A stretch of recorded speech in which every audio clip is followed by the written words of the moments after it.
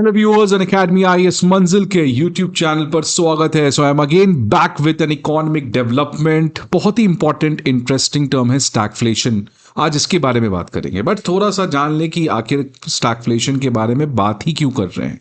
क्या हुआ कल, शायद आपने न्यूज पढ़ा होगा। ईरान ने कह दिया अमेरिका को tata bye bye. There is no point of now Iran having a discussion with Americans on a ceasefire. क्यों? Because Iran is very disappointed. Why? Because US alliance partner Israel ने वापस से लेबनान के ऊपर अटैक स्टार्ट कर दिया है। Lebanon में आपको पता है ईरान का जो सपोर्टेड ग्रुप है हेजबोल्ला, एक शिया मिलाइट ग्रुप। तो Iran got upset that how dare Israelis, the Jewish people, can attack Hezbollah, can attack Lebanon. So if your alliance partner, तो ईरान अमेरिका को कह रहा है, if your alliance partner Israel can attack my alliance partner, which is for Iran Hezbollah in Lebanon, then फिर बात किस चीज का? एक तरफ आप बात करना चाह रहे हो और दूसरे तरफ हमारे एक इंपॉर्टेंट पार्टनर को आप अटैक करोगे, ये नहीं हो सकता। This clearly shows that now Middle East war has become too complicated to resolve. War को स्टार्ट करना is a very easy thing, but इसको एंड करना इट्स द ग्रेटेस्ट चैलेंज। क्या हुआ रशिया यूक्रेन वॉर का? The same personality Donald Trump said that if I become president I will put this war to end in one single day. In fact, मुझे याद है वो statement, he clearly said 24 hours के अंदर Russia Ukraine war को and कर देंगे। The war has become more nasty, the war has become more complicated, and Trump has completely failed in doing anything in that war. And that's something which is happening again over here. कि आप किसी के पहले जाके supreme leader को मार दो, हर जगह सब चीज डिस्ट्रॉय कर दो, एंड देन यू थिंक कि ईरान जो है उसके साथ आप शांति से बातचीत करके निकल लोगे। No. So US is again testing a kind of a probable defeat which Americans have faced in Afghanistan, which Americans have faced in Iraq, which Americans have faced in Vietnam, which Americans have faced in the Chinese civil war, which Americans have faced in Korea, and the list goes on and on. So let's come back to economy. So एक चीज तो clear है that the war is going to stay, and that's what have started to create panic among the economists. India की economy के ऊपर तो मैं लगातार इस चैनल के ऊपर कवर कर रहा हूं that how things are becoming complicated. रूपी का डेप्रिशिएट होना, फॉरेन एग्जिट होना, फॉरेन कैपिटल लगातार इंडिया से जाना, and all balance of payment का जो नया रिपोर्ट आया आरबीआई में, वो सब चीज के ऊपर तो मैं ऑलरेडी आपको बता रहा हूं। अब एक और रिपोर्ट रिलीज की गई है बाय द एजेंसी सिस्टमैटिक्स, और सिस्टमैटिक्स ने अपने रिपोर्ट में कहा है that India is facing a risk of stagflation. बहुत ही खतरनाक रिस्क है ये। क्या है मैं बात करूंगा, बट ये कहा गया है कि इंडिया की इकोनॉमी जो है वो स्टैगफ्लेशन की रिस्क फेस कर रही है। इंडियन एक्सप्रेस ने 7 अप्रैल 2026 को ये चीज कहा था, Iran war and the looming prospect of stagflation. The times of India ने भी ये रिपोर्ट किया था 9 मार्च 2026 को, India is at the edge of stagflation. But March, April is over, and now we are in June. And now the crisis, which was looking little far away, is standing at our doorsteps. So let's try to declutter stagflation from UPSC perspective, but stagflation को समझने के पहले economy में Phillips curve को समझना बहुत important हो जाता। अब ये फिलिप्स कर्व क्या है? बहुत ही इंटरेस्टिंग कर्व है। फिलिप्स कर्व इन्फ्लेशन और जीडीपी ग्रोथ रेट या अनएम्प्लॉयमेंट कह लो, इन दोनों के बीच में रिलेशन बताता है। क्या है ये रिलेशन? समझिएगा ध्यान से। अगर किसी कंट्री में ग्रोथ बहुत अच्छा है, मतलब our GDP is growing at a very good pace, तो ग्रोथ ज्यादा तो क्या होगा, एम्प्लॉयमेंट ज्यादा, there will be more job creation, because if my country's GDP is doing good, economy is creating more and more number of job, which means unemployment will come down. If people are having more number of jobs, then people will have more money. An unemployed person does not have money, तो वो खर्च क्या करेगा? But if the same person gets a job, he's going to spend. If he's going to spend, demand will be created. And when demand will be created, it will result in inflation. So this is what exactly happens in an economy. That economic growth अगर आपके country में होगा तो इसका by product inflation भी होगा. जितना ज्यादा एम्प्लॉयमेंट क्रिएट होगा उतना ज्यादा इन्फ्लेशन भी होगा. विच मीन्स क्या मैं कह सकता हूं कि इन्फ्लेशन जो है वो अगर ज्यादा है तो अनएम्प्लॉयमेंट कम होगा, ग्रोथ ज्यादा होगा.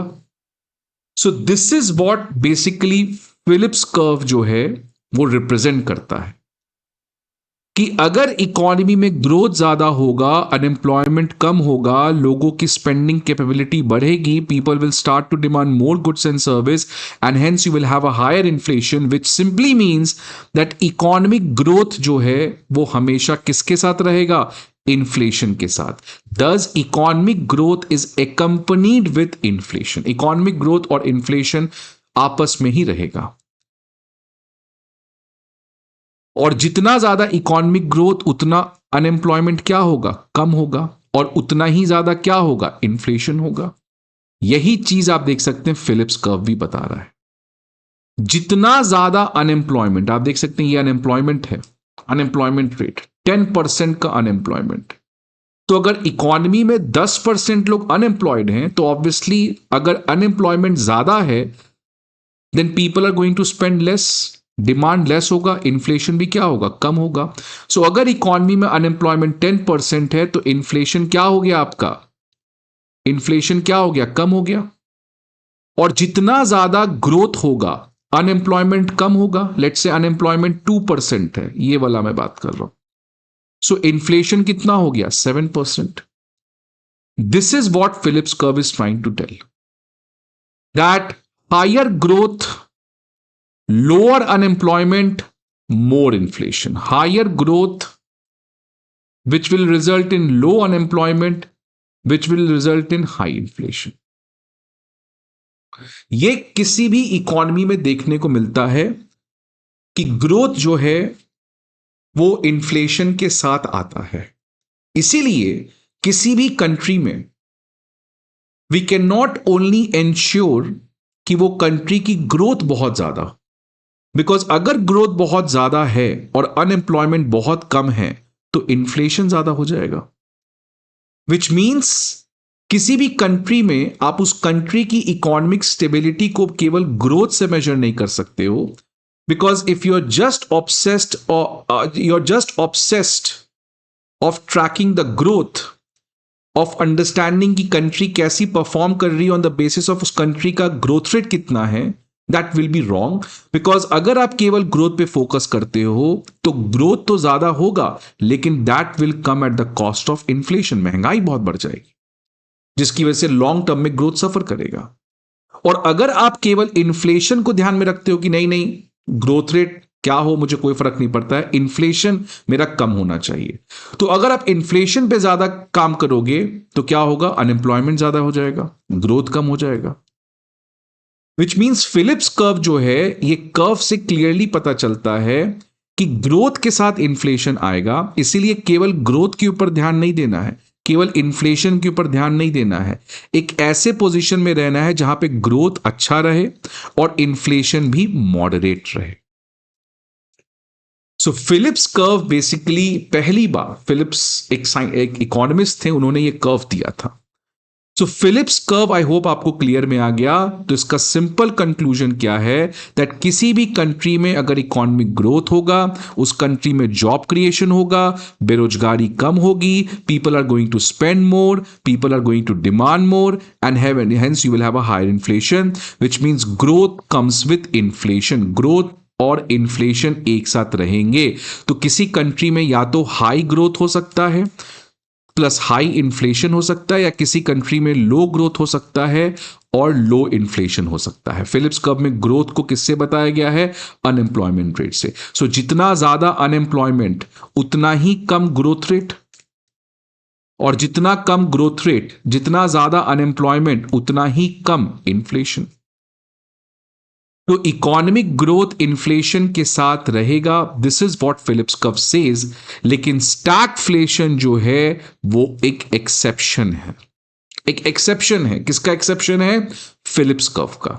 बिकॉज फिलिप्स कर्व ने क्या कहा, दैट इकोनॉमी में if you have a growth then that will come with high inflation. Because growth होगा तो वही सेम चीज, एम्प्लॉयमेंट ज्यादा, अनएम्प्लॉयमेंट कम, स्पेंडिंग डिमांड ज्यादा, तो इन्फ्लेशन ज्यादा। बट स्टैगफ्लेशन में क्या हो जाता है? Growth becomes stagnant. स्टैग्नेंट का मतलब रुक जाता है या कम हो जाता है in fact, but inflation is still higher. तो फिलिप्स कर्व कह रहा है ग्रोथ ज्यादा तो इन्फ्लेशन ज्यादा। लेकिन स्टैगफ्लेशन में क्या हुआ? इन्फ्लेशन तो है ज्यादा लेकिन ग्रोथ स्टैग्नेंट हो चुका है या स्टार्टेड टू डिक्लाइन।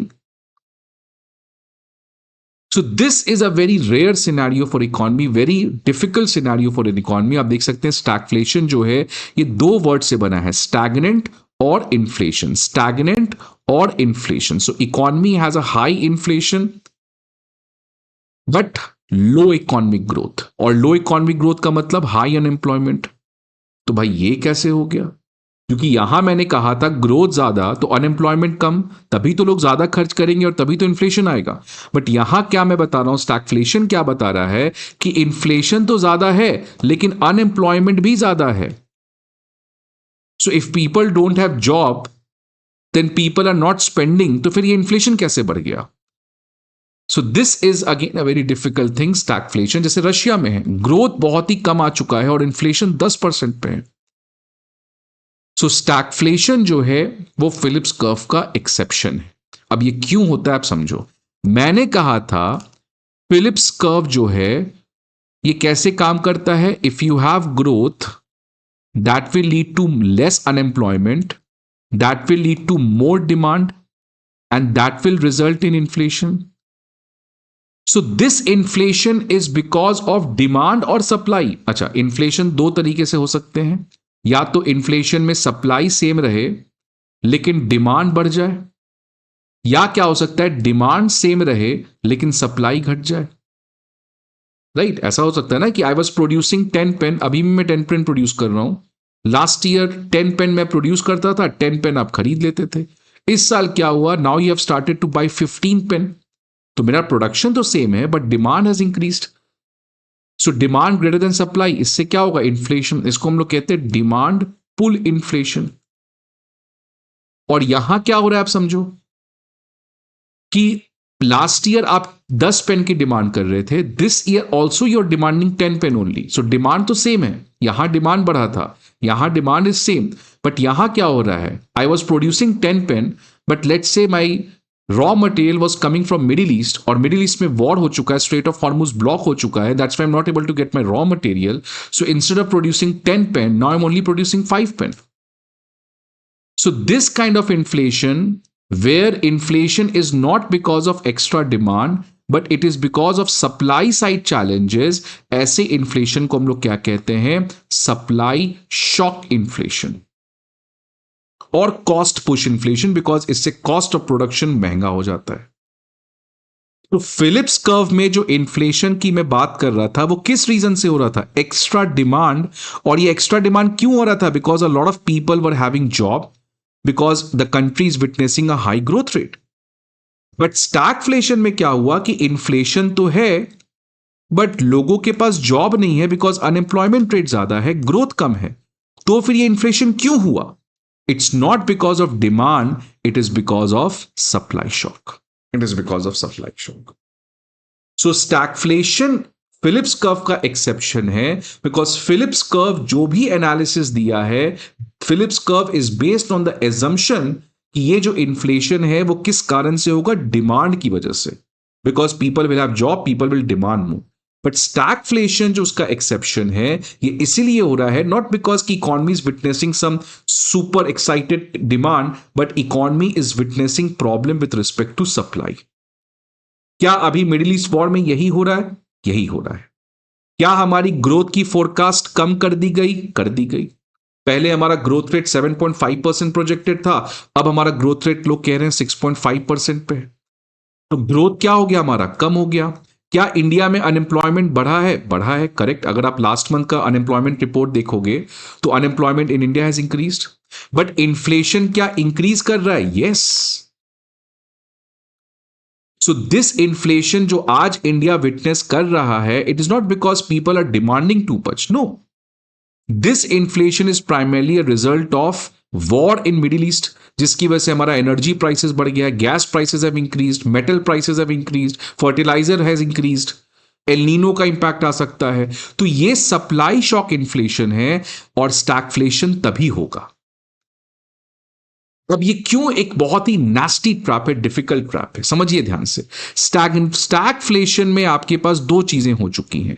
एक, आपकी ग्रोथ सफर कर रही है and that's why you have a high unemployment, और दूसरे तरफ आपका इन्फ्लेशन बढ़ा पड़ा है. अब इसको कैसे आप ठीक करोगे? Let's say you want to control inflation, आप इन्फ्लेशन को कम करना चाहोगे.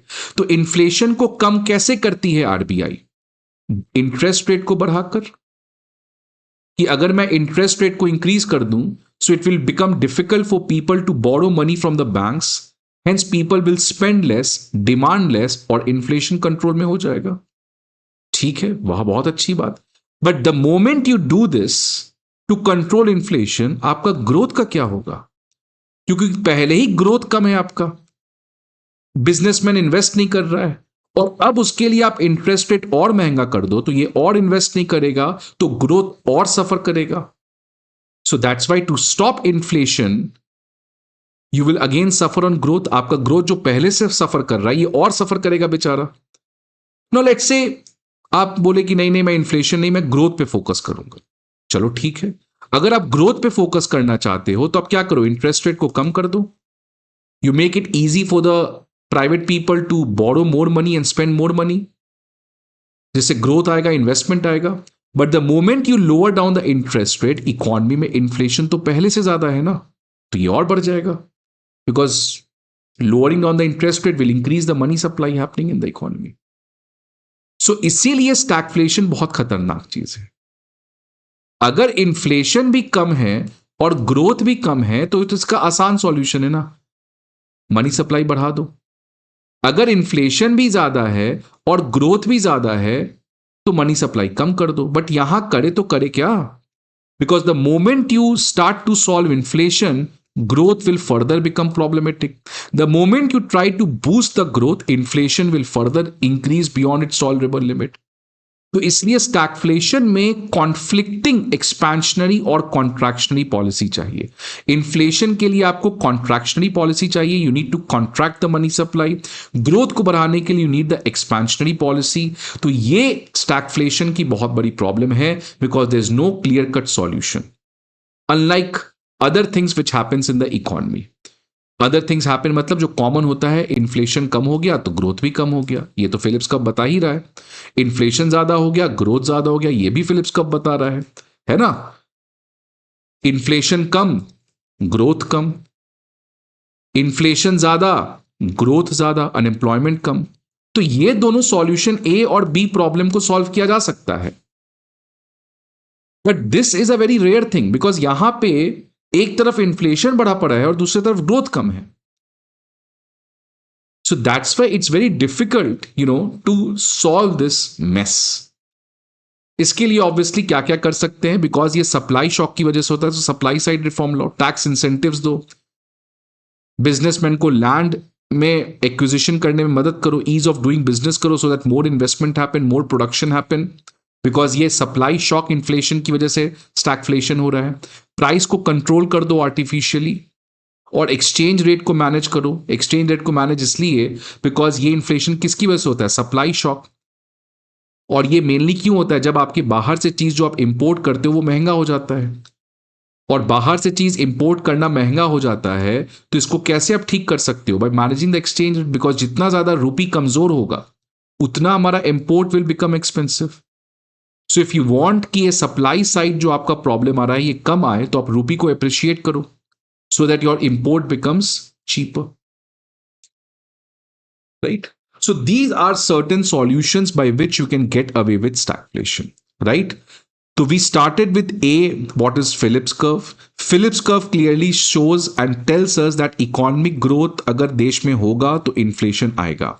या तो ग्रोथ बहुत ज्यादा हो जाए तो इन्फ्लेशन बहुत ज्यादा हो जाएगा। ग्रोथ ज्यादा मतलब अनएम्प्लॉयमेंट कम, या तो ऐसा हो सकता है ग्रोथ ना रहे, तो ग्रोथ नहीं रहेगा तो अनएम्प्लॉयमेंट ज्यादा होगा और इन्फ्लेशन लेकिन आपका कंट्रोल रहेगा।